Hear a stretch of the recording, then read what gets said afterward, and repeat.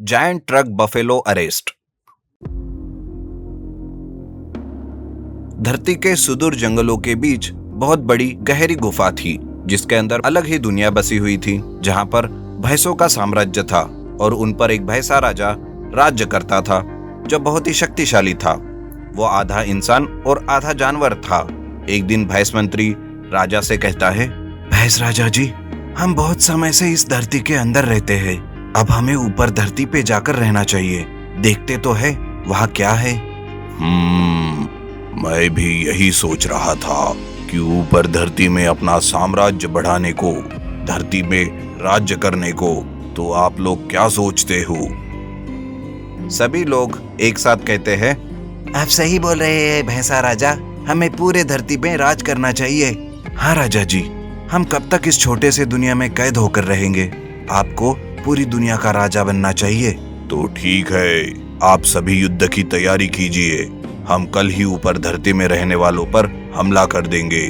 तभी भैंस का सेनापति बोलता है, क्षमा चाहूंगा महाराज, आपकी बात को काटते हुए हमको अभी सीधे हमला नहीं करना चाहिए, क्योंकि हमें पता नहीं ऊपर किस प्रकार के लोग हैं, और कहीं वो हमसे ज्यादा खतरनाक हुए तो हमारा ही नुकसान हो जाएगा। तुम सही बोल रहे हो सेनापति, हमें किसी को भेजना चाहिए ऊपर देखने के लिए कि वहाँ पर कैसे लोग रहते हैं। अरे कोई जाओ और हमारे प्रिय भैंसासुर को बुला कर लाओ। फिर कुछ ही देर में वहाँ एक बहुत ही शक्तिशाली और विशाल भैंसासुर आता है। वो कहता है, प्रणाम महाराज, बोलिए आपकी किस प्रकार सेवा करूं? तुम धरती के ऊपर जाओ और देखो वहाँ किस प्रकार के लोग रहते हैं और हमें आकर बताओ, फिर हम वहाँ पर हमला करके पूरी धरती पर कब्जा करेंगे। फिर भैंसासुर वहाँ से गायब होकर ऊपर धरती में प्रकट होता है और सभी तरफ घूम घूम के देखता है। भैंसा कहता है, अरे यहाँ के लोग तो बहुत छोटे छोटे हैं। महाराज इन तुच्छ जीवों पर राज करना चाहते हैं, इनको तो मैं अकेले ही बाहर कर दूंगा। मैं एक काम करता हूँ, मैं अकेले ही इन सभी लोगों को गुलाम बनाता हूँ, फिर राजा को जाकर बताऊंगा तो वो बहुत प्रसन्न होंगे। फिर भैंसासुर एक बहुत ही विशाल भैंस में बदल जाता है और थोड़ी देर के बाद दुर्गापुर नाम के एक नगर में पहुंचता है और उसे देख सभी गांव वालों में भगदड़ मच जाती है। सभी अपनी जान बचाकर वहां से भागने लगते हैं। सभी व्हीकल, सभी किसान और उनकी फसलों को वो बर्बाद करते करते कुछ ही देर में आधे गांव को तबाह कर देता है। सभी लोग छुपकर अपनी जान बचाते रहते हैं। तभी वो भैंसा जोर से कहता है, सुनो गांव वालों, अगर तुम सभी अपनी अपनी जान बचाना चाहते हो तो मेरे पास आओ। फिर सभी गांव वाले डरते हुए उस विशाल भैंसे के पास जाते हैं। भैंसासुर कहता है, सुनो गांव वालों, मैं भैंस प्रदेश से राजा का दूत बन के आया हूँ। हमारा राजा पूरे धरती पे कब्जा करना चाहता है, तो तुम लोग भैंसा राजा का गुलाम बन जाओ, नहीं तो जैसे तुम्हारे आधे गांव को बर्बाद किया वैसा पूरा गांव और पूरी दुनिया बर्बाद हो जाएगी। ऐसा बोलकर वो भैंसासुर वहाँ से गायब हो जाता है और सभी गांव वाले डरते हुए आपस में बात करने लगते हैं कि अब क्या करें। तभी उनके बीच का एक आदमी दामोदर कहता है, हे भगवान, ये विशाल भैंसा कहाँ से आ गया? इसने तो आधे गांव को बर्बाद ही कर दिया। अगर इसको जल्दी से नहीं पकड़ पाए तो ये पूरे गांव को बर्बाद कर देगा। अगर ये यहाँ से जाकर अपने राजा को इसने सब कुछ बता दिया कि हम इनके सामने कितने छोटे हैं, तो ये लोग सभी जगह तबाही मचा देंगे। इस कारण इसे पकड़ना बहुत जरूरी है। लेकिन दामोदर भाई, हम इतने बड़े भैंसे को कैसे पकड़ पाएंगे? वो बात कर ही रहे थे, तभी उनके बीच शिकारी शंभू नाम का आदमी कहता है, दामोदर भाई, मैं उस भैंसे को पकड़ सकता हूँ। वो कैसे? तुमने तो देखा है ना उसके साइज को, और क्या हालत किया है उसने पूरे गांव का। दामोदर भाई, मेरा नाम ऐसे ही शिकारी शंभू नहीं है। मेरे पास एक से एक हथियार है और नींद की दवाई है, जिसने बड़े बड़े जंगली जानवरों को काबू किया है। तो क्या कहते हो? लेकिन उसको पकड़े कैसे, ये तो बताओ। वो सब आप मुझ पर छोड़ दीजिए, मैं जैसे बोलता हूँ वैसा करो। फिर शिकारी शंभू पूरा प्लान समझा देता है और दूसरे दिन जिस रास्ते में वो विशाल भैंस आता है वहाँ पर बहुत सारे फलों में नींद की दवा मिलाकर रख देते हैं और दूर छुपकर उसका इंतजार करते रहते हैं। कुछ ही देर में वो विशाल भैंसा वहाँ आ जाता है और उसकी नजर वहाँ पड़े फलों पर पड़ती है, जिसे देख भैंस कहता है, अरे इतने सारे फल, लगता है सभी लोगों ने मेरी बात मान ली है। इस कारण मेरे स्वागत के लिए यहाँ बहुत सारे फल रखे हुए हैं। वो भैंसा वहाँ रखे फल को खाने लगता है और थोड़ी देर में ही वो बेहोश हो जाता है। फिर सभी गांव वाले एक बहुत बड़ा ट्रक का इंतजाम करते हैं और उस भैंस को उस ट्रक के ऊपर बांध देते हैं। उसे गांव के बाहर खुले मैदान में वो रख देते हैं और तुरंत ही आर्मी को फोन करते हैं कि वो आकर इसका कुछ करे। लेकिन इससे पहले आर्मी वहां पहुंचते उस विशाल भैंसे को होश आ जाता है और वो सभी जंजीर को तोड़ देता है और पास रखे ट्रक को भी वो तोड़ देता है और लोगों से कहता है, मुझे लगा था तुम लोगों ने हमारी गुलामी स्वीकार कर लिया है, लेकिन तुमने मुझे बेहोश करके मुझे मारना चाहा।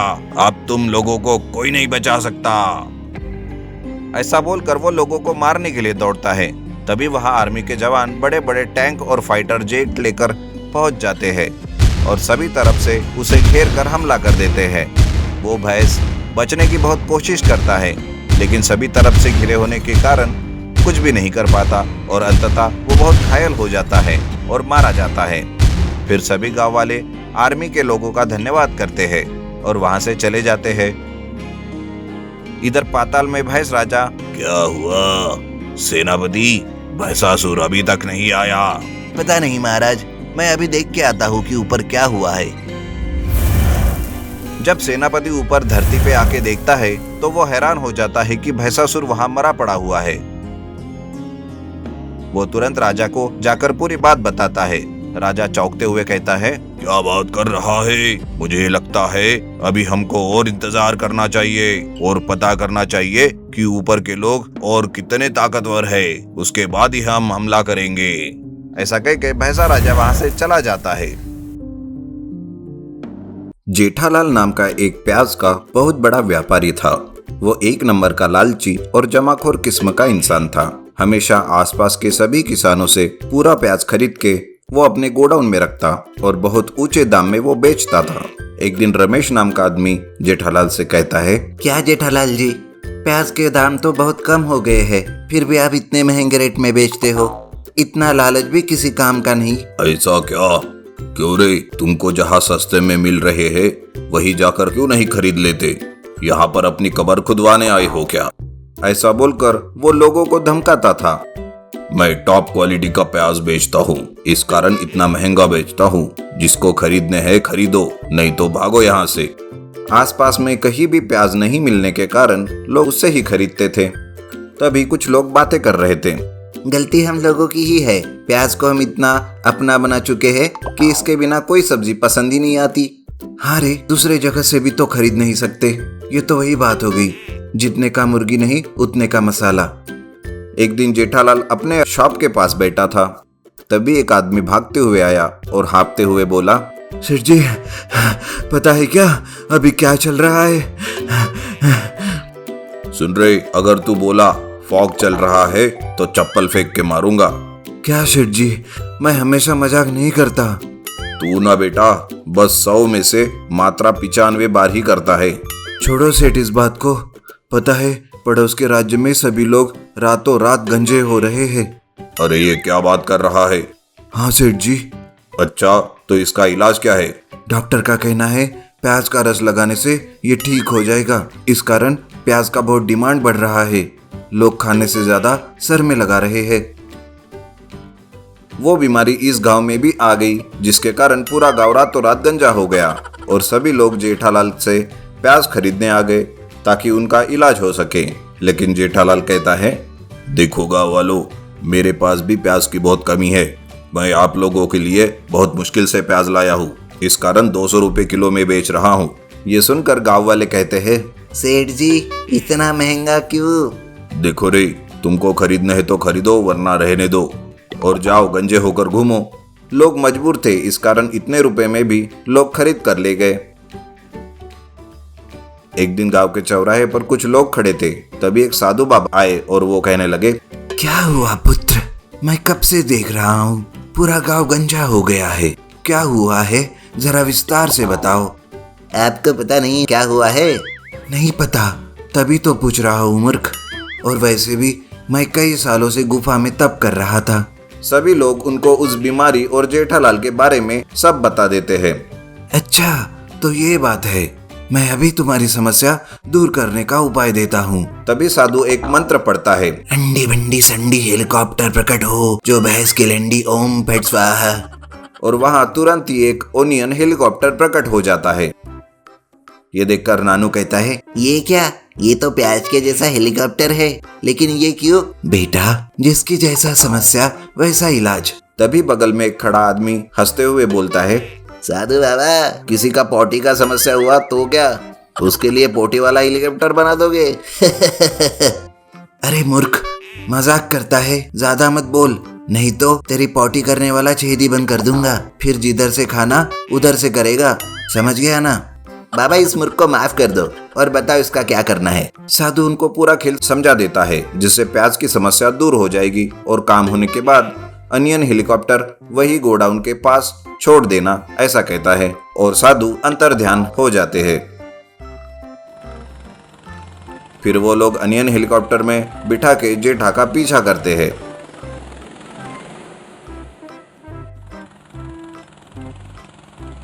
और गोडाउन का पता लगा लेते हैं। और जेठा के जाते ही वो सभी प्याज को उस हेलीकॉप्टर में खींच लेते हैं और पूरे गांव में बारिश करा देते हैं। और जैसे ही काम खत्म हो जाता है, वो लोग गोडाउन के पास ही ऑनियन हेलीकॉप्टर छोड़ देते हैं। प्याज की बारिश देखकर जेठा कहता है, अरे ये प्याज की बारिश बड़ी अजीब है, साला मेरा पूरा व्यापार चौपट हो गया। तभी उसके ध्यान में आता है, अरे कहीं ये मेरा तो प्याज नहीं। ऐसा सोच जेठा तुरंत दौड़ के अपने गोडाउन पहुंचता है और देखता है कि वहां दरवाजे के पास एक ऑनियन हेलीकॉप्टर रखा हुआ है। उसे देख जेठा हैरान हो जाता है और देखते ही देखते हेलीकॉप्टर में जोर का धमाका होता है और उसके साथ पूरा गोडाउन जल जाता है। जेठा रोने लगता है, हे भगवान, ये क्या हो गया? मेरा पूरा गोडाउन जल गया, मैं तो पूरा बर्बाद हो गया, अब मैं क्या करूंगा? कुछ देर रोने के बाद उसको एहसास होता है कि यह सब उसके लालच के कारण हुआ। और जेठा कहता है, मुझे माफ कर दो भगवान, मैं आज के बाद कभी लालच नहीं करूंगा। अगर ये कहानी आपको अच्छी लगी तो प्लीज लाइक, शेयर, सब्सक्राइब जरूर करें। धन्यवाद।